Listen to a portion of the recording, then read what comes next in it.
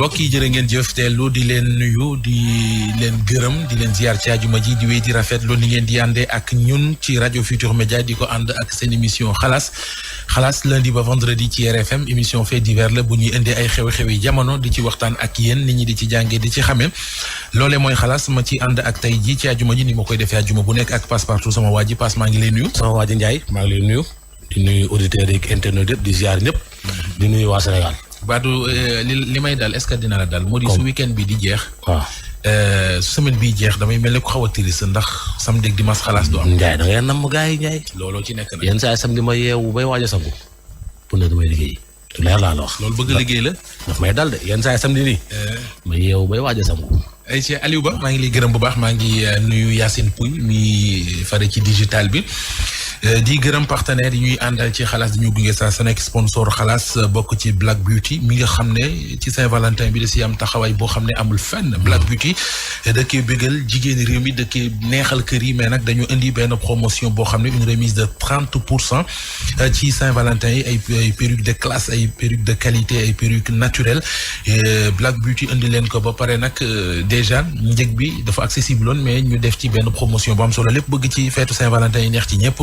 bu ngeen ci bëggee di fekk leen ñu Sacré-Cœur rond-point JVC suñu numéro téléphone 77 653 44 48 77 653 44 48 Black Beauty également mi ngi centre-ville rue Amadou Assane Ndoye immeuble Corsaire bu ngeen fa demee promotion ma di leen fa fekk xéewale di leen fekk di ngeen kontaan seen numéro téléphone 77 870 76 51 51 77 876 51 51 Optique Vision Plus Sénégal lunettes partout et pour tous partenaire ci xalaas partenaire ci waa réew mi lu ngeen soxla ci ay lunettes vision de près vision de loin ay progressif simple ay percé original traitement X-Blue ay lunettes photogré anti-reflet ay monture de marque yu yéeme te garantie Optique Vision Plus Sénégal ngeen ko mën a amee lu ngeen soxla ci accessoire lunette bu ngeen demee suñu boutique Optique Vision Plus Sénégal yi di seen xol dina sedd ay conseil jëm ci wàllu lunette également suñu spécialiste yi ñë nga fa di leen xaar ngir taxawu leen Optique Vision Plus Sénégal showroom bi nekk fii ci Cyprès 2 dend ak hypermarché exclusive ci VDN bi ñu am boutique bu ñu ubbi fële ca Kër Mbay Fall am beneen boutique boo xam ne Saly la nekk mi ngi Saly Carrefour en face usine glace mais également fële ca Touba am na boutique Optique Vision Plus Sénégal bu fa nekk jàkkaarloo ak kër Cheikh Mourtada Mbacké numéro téléphone Optique Vision Plus Sénégal 33 821 54 57 33 821 54 57 wax ñi ànd ak ñun ci xalaas ci ne service digital bi mi ngi fi RFM SN ci Facebook bi ngeen ñi ànd ak ñun mais également lépp loo xamante ne bu ngeen ko dégluwaat ci xalaas bu ngeen demee ci xalaas RFM l'officiel ci YouTube bi émission xalaas yëpp di ngeen ko fa fekk Passe fu ñuy tàmbalee Malika mi loo ci jàpp Malika Camerounaise la baayam lay wër nee na baayam sénégalais la nu mu sant moom Malika Gueye la sant tur bi daa gudd waaw ba jeexee ci Gueye mais man Malika rek laa jàpp ci tur bi mais Gueye la sant waaw Gueye moom dëkkul Cameroun déglu Malika kon.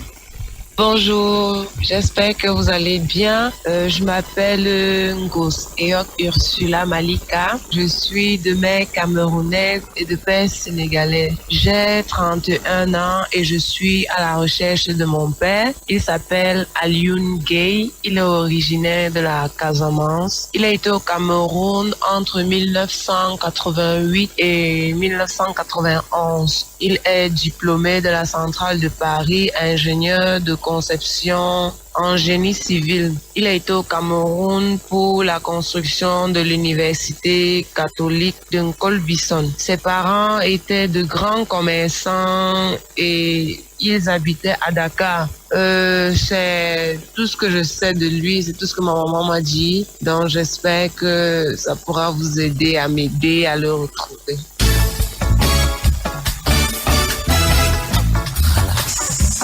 dégg nga ko Ndiaye. nee ko na xalam daal Sénégal benn bopp la. waaw Alioune Gueye moom muy wër. ak yi mu ci wax yépp ne fa la jaar. waaw ba wax ne da ko yóbbu li ko yóbbuwoon Cameroun ba moom mi mu judd ci mooy dafa am université bu ñu fa doon tabax. ma ngoog. li ma leer mooy balay weekend bi jeex. ay mbokkam danañ la woo. incha allah jàmm ak salaam rek nag lañ koy wëree. ci 77 150 17 17. voilà képp koo xam ne xam nga. waa ji camerounaise bi sénégalo-camerounaise bii di wër. di Alioune Gueye. Alioune Gueye. dimbale ko ndax xam say waajur neex na de. xam say waajur. ci lu leer ak a neex.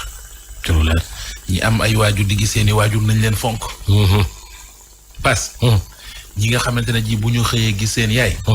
nañ leen fonk. gis seen papa. ñi nga xam ne bu ñu xëyee gis seen papa. nañ leen fonk benn jour dama doon seetaan Balla Gaye 2. confrontation wax loo xam ne xëy na sax bàyyiwu ci xel. Balla Gaye 2 lutteur. bi ñu ko laajee ci vide bi papam Double Less bàyyi ci ginnaawam. mu commencé di jooy sax. confrontation lu suma juumul 2S. waaw ci biir waxtaan yi mu ne bi mu jàkkaarloo ak Bombardier. staffu Bombardier dafa am ku ci ne Bombardier bul dem de taxawal. comme moom Balla Gaye ki ko daan wax nekku fi. donc moo tax wax jëlee la jël jëfee ko moom it demul. c'est-à-dire moom waaye moo daan taxaw ci itam. bon staff bi waaye ki ko daan wax. nekku fi.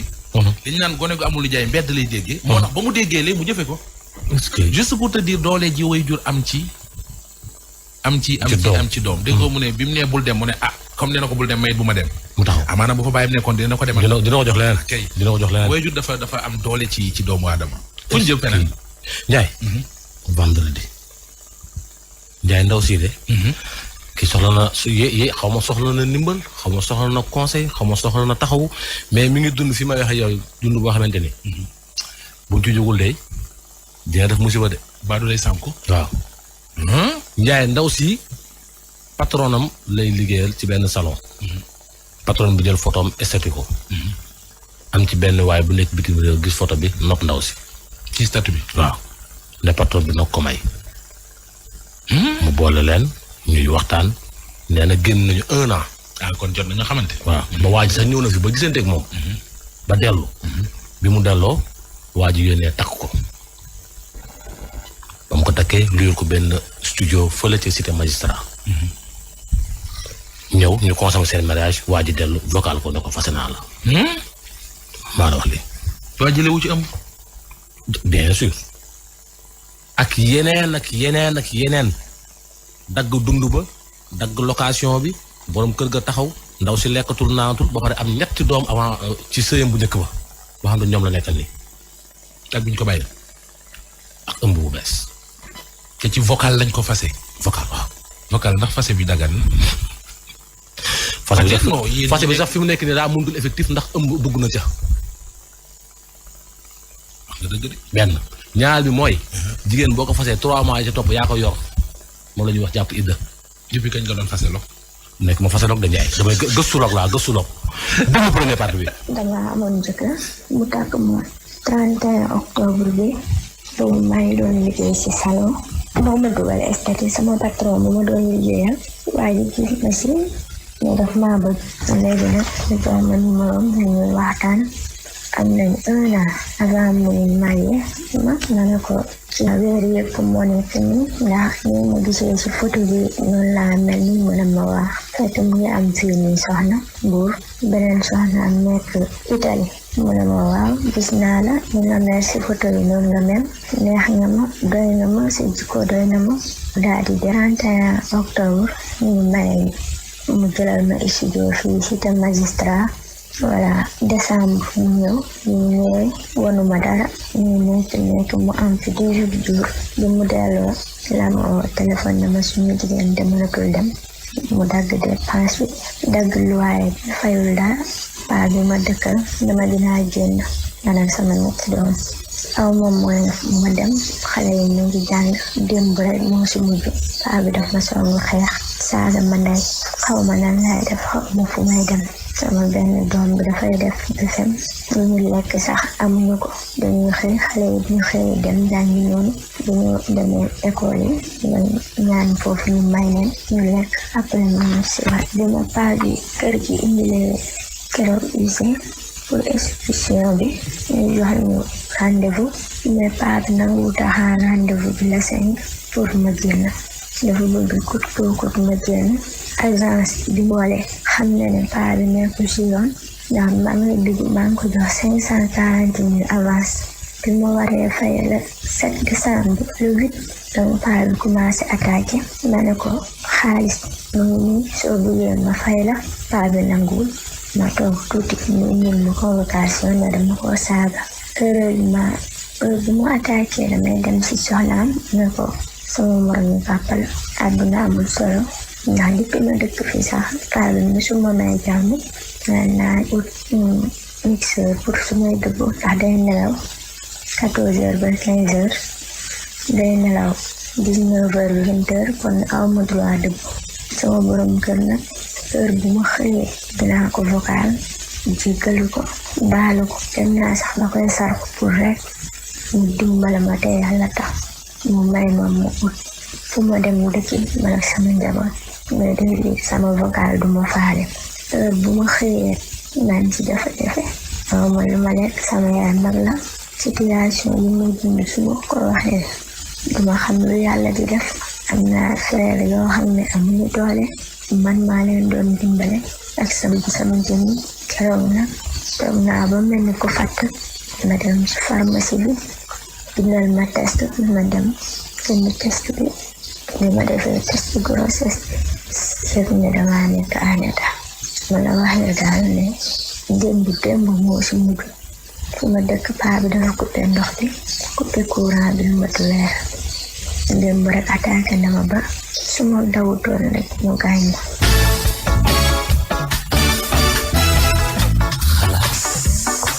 moom foofu la mujj moog locataire moog bailleur léegi nag Ndiaye. sew bi mooy. contrat location bi. turu jëkkër jaata ne. turu jëkkër ji moo ci nekk. est-ce que du loolu tax borom kër yi ba ko génne. fi mu nekk nii parce que jëkkër ji dafa résilier contrat bi. contrat kër gi. paa bi am na droit génne ko waaye moom nii boo taxawee ne dafa bëgg a continuer. war naa mën a déggoo paa bi nag.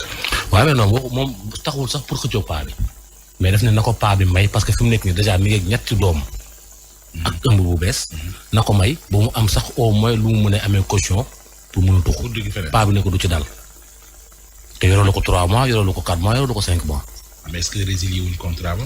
waaw mais Ndiaye tamit est-ce que contrat location aussi day ñëw rek résilier ko nii rek kut nga génn ci saa si. ça dépend li ngay déggoo xam nga moom bu luye woon.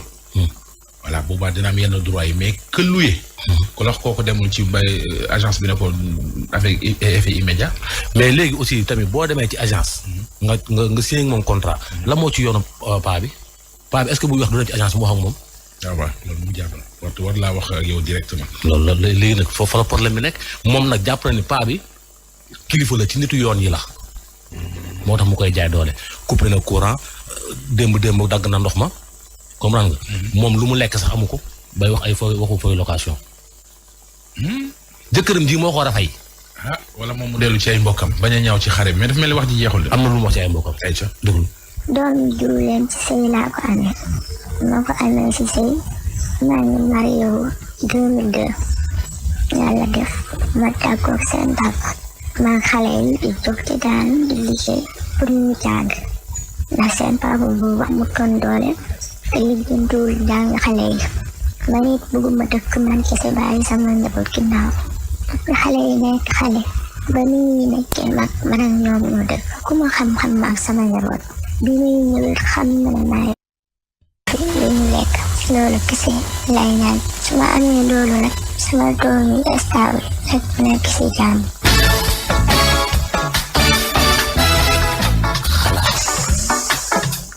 te Ndiaye loo ci xamul nag. ndaw si li mu wax ëpp na lii. li mu wax dafa bari ba nga xamante ni seen famille amuñu doole moom bi mu daan liggéey sax moo leen doon dimbali. léegi bi mu daan liggéey ci salon bi mais nag am na ci ñaar ci affaire yu ñu ma interpellé wóoru ma ndax dëgg la wóor du dëgg mais dañ ma ko wax. xam nga Sénégal dafa naqadi waxee. nee nañu tribunal rek moo ko mën a génnee juge moo mën a joxe ndigal ñu génnee ko. muy xanaa kër ga magistrat moomu ko. waaw te c'est magistrat la de. d'accord réglé. beneen bi mooy am na ku ne aussi fi mu nekk nii tant que demul ba accoucher idée bi jeexul. kooku ci sëy bi la. waaw te tant que idée bi jeexul borom kër moo ko war a yor. déet mais borom kër bu lay fase ci vocal nag passe leneen loo séntu ci moom da ngay tardel sa bopp. fu mu la gisee. tax nga dëgg de ci statut la gisee. waaw. xon naa leen ko de jabaru statut de vocal la koy tas. li ma la mën a wax daal Ndiaye mooy. kii nañ xool nuñ ko. parce que bi ngay commencé da nga wax lu am solo. ñett yi nga wax yëpp la soxla. soxla na conseil. soxla na ndimbal. soxla na également yërmande.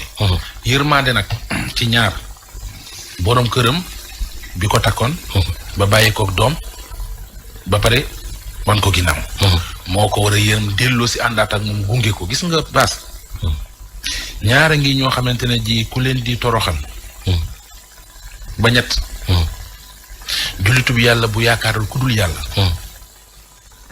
xale bu xamul dara. ak jigéen bu la jox léppam. boo leen di toroxal di nga ko gis balaa ngay dee. ay Oustaz Ndiaye. Ndiaye tey moom balaa ngay tëj faa nga dafa am ay dog. non Ndiaye delluwaatal. Ndiaye reprend delluwaat yi. damaa jël engagement. dog yi ma dese. waaw wala yi ma yor nii. Cameroun laa koy sànni. non li nga wax ni damaa bëgg nga delluwaat ci Ndiaye balaa ñu tàggoo. paas tàggoo sax daa jot fi mu nekk. nga ni jullitu yàlla. dama ne jullitu yàlla bu yaakaarul ku dul yàlla. waaw xale bu xamul dara. ak jigéen bu jël léppam jox la. wéeru ci yow. boo leen di toroxal di torox. ndaw si ku ko bëgg a taxawu Ndiaye.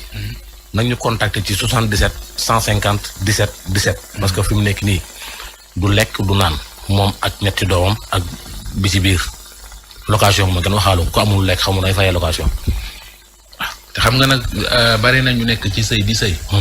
sëy ba neexul waaye dee fa moo leen gënal dellu fa ñu jóge woon. xam nga lu tax wax ni bu ñu demee lu gën a bon lañu bàyyi lañ fay fekk. ci nañ leen di xoolee. liñ leen di waxal dañ Sénégal léegi boo nekkee jigéen nekk ci kër boo sëyee xolal ñi lay muur bala ñuy génn kër ga néeg ba nga occupé woon joxe nañ. maa la wax li Ndiaye kër yi xat Ndiaye kër yi xat nañu dund gi metti na fi mu doon nii parents yi dañ ne sew di wàññi par gémmiñ ñoom dañuy wàññi gémmiñ ñoom ñoo lay puus waaw yow Ndiaye bàyyi ma Ndiaye. Ndiaye dëkk bi daa metti de. waaw Pass jërëjëf. dund gi nañu wàññi dund gi metti na location yi metti na factures yi cher na Ndiaye factures yi. waa Thiès ña ngay jooy seen facture seen eau yi. waxoon naa leen ko fii nee naa leen bu ñu ñii di fay 11000. ma ne nee naa leen bu ñu nee ba nenu ginaar di jar 125. nenu ginaar loo xam ne ci fukki dërëm fukk ak juróom. moom na dégg naa 100 francs moo nekkoon barème bi. dégg naa aliment yaa yokk. dara yokku fii. loolu laa dégg de. c'est que fii contradiction moo bëri ci réew mi. benn jour keroog maa ngi seetaan TFM. waaw bu ñu jógee di ñu wax distanciation sociale nañuy raxas loxo yi nañuy takk masque yi. benn école ay xale nekk fa jukki ci teen bi. Kolda la xewe jukki ci teen bi. booy bi jël siwo bi ñu jukkee ci teen bi naan tëye beneen élève ñëwaat naan loolu foo leen di waxee affaire distanciation sociale. Ndiaye Dakar réew mi mooy demee benn boor. Ndiaye xam nga Dakar nga nekk ak Bénin ak yow Canada ak yooyu. waaw laaj ñu dem ay Médina Yoro Fula ak ay Linkiring. tax ma la réew mi daa weñ. ay Vélingara Pakan bu ñu la waxee dafa xew doo gëm.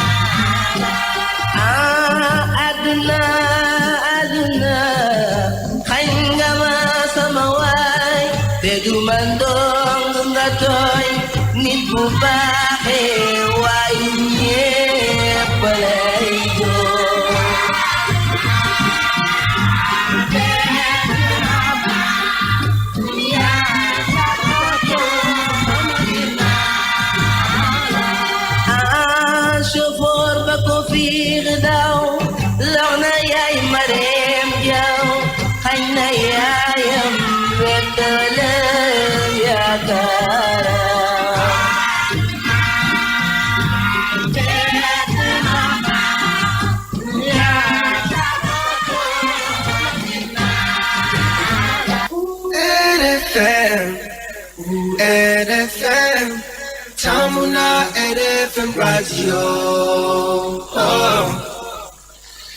Mesdames, Messieurs, bonjour. 10h sur la radio Futur Média en Flash Info à la présentation, Georges Déthié Diop. Les routes continuent de tuer un accident entre Kaolack et Gossas. Bilan 8 morts. L'accident est survenu ce matin.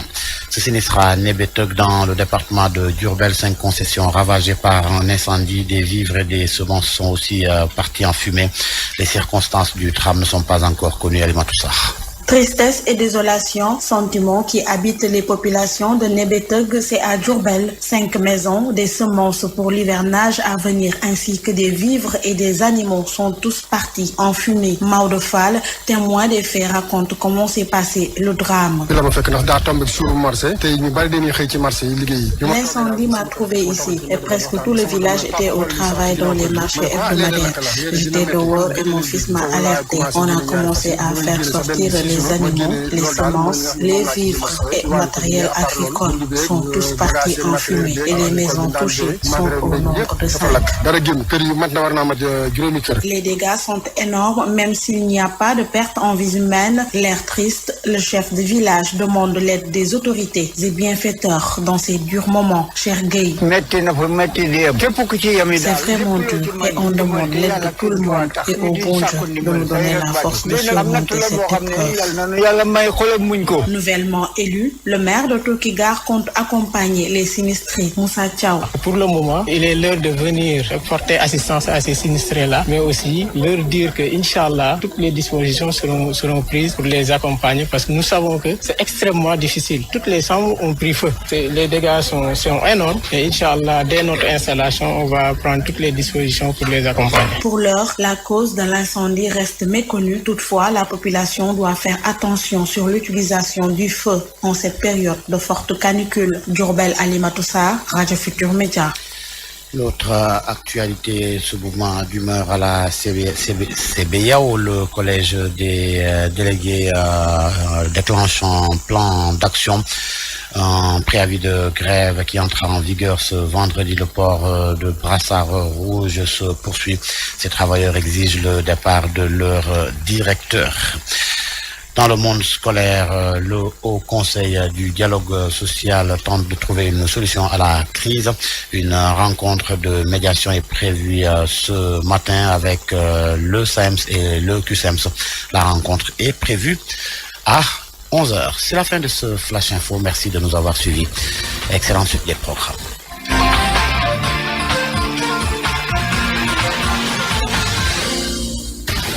Publicité sur RFM.